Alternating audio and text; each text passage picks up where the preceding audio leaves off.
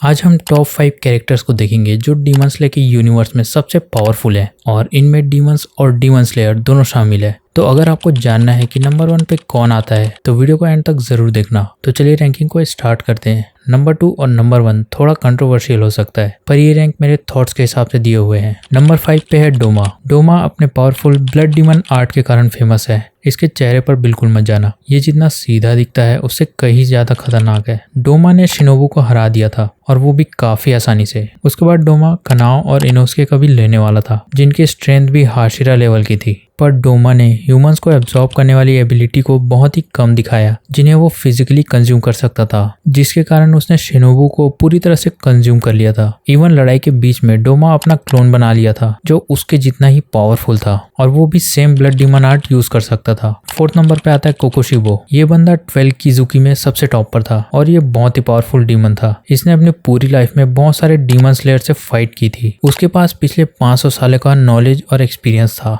कोकोशिबो के power levels एकदम peak में थे क्योंकि वो टोटल कंसंट्रेशन ब्रीदिंग यूज करता था। पर इसके अलावा वो एक मार्क्ड वन था जिसके पास ट्रांसपेरेंट वर्ल्ड का एक्सेस था। टोटल कंसंट्रेशन, ब्रीदिंग और मुजान के ब्लड के कारण कोकोशिबो इतना पावरफुल था कि वो डोमा और अकाजो को एक साथ हैंडल कर लेता। और भाई साहब, ये बंदा योरिची का भाई था जो एक डीमन स्लेयर गॉड था। कोकोशिबो की मून ब्रीदिंग इतनी ज्यादा पावरफुल थी कि उसे हराने के लिए ग्यूमे, सेनामी, म्यूचिरो और गेन्या को साथ मिलकर लड़ना पड़ा था। 3rd नंबर पे आता है Muzan Kibutsuji. As a demon king, Muzan ही सभी डीमंस का ग्रैंड पेरेंट था। इन्फिनिटी कासल के स्टार्टिंग में तमाया ने मुजान को एक ड्रग भी दिया था जिससे वो इंसान बन जाता, लेकिन इसके बाद भी उसने कम से कम 100 डीमन स्लेयर्स को मौत के घाट उतार दिया। अपना खून बांटने के बाद भी वो इतना ज्यादा पावरफुल था कि उसने सबकी वाट लगा दी थी। लड़ाई के दौरान उसने अपना ट्रू फॉर्म दिखाया था जो लड़ाई के हिसाब से बहुत ही ज्यादा खतरनाक था, और वो इंसानों को खाकर तुरंत अपने आप को हील कर सकता था। मुजान का रीजनरेशन इतना ज्यादा फास्ट था कि ऐसा लगता था उसे कोई भी अटैक हिट ना किया हो। मुजान के एक्स्ट्रा आर्म्स उसे सभी डायरेक्शन में अटैक और डिफेंस प्रोवाइड करते थे। नंबर 2 पे आता है योरिची।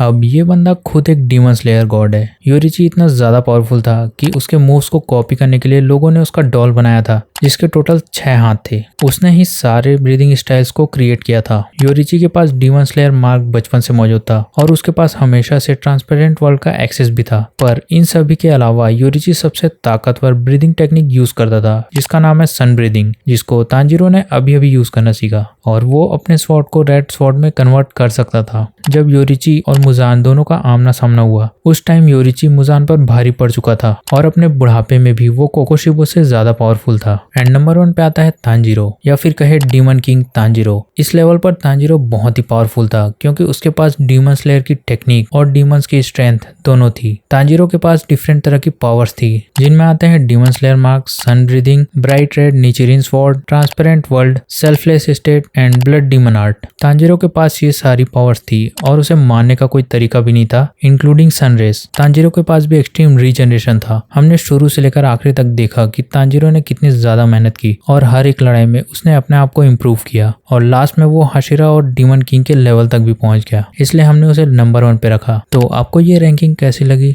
नीचे कमेंट्स में बताना, और अगर आपको ये वीडियो अच्छी लगी तो वीडियो को लाइक करना और चैनल को सब्सक्राइब करना। Thank you for watching this video. मिलते हैं नेक्स्ट वीडियो में।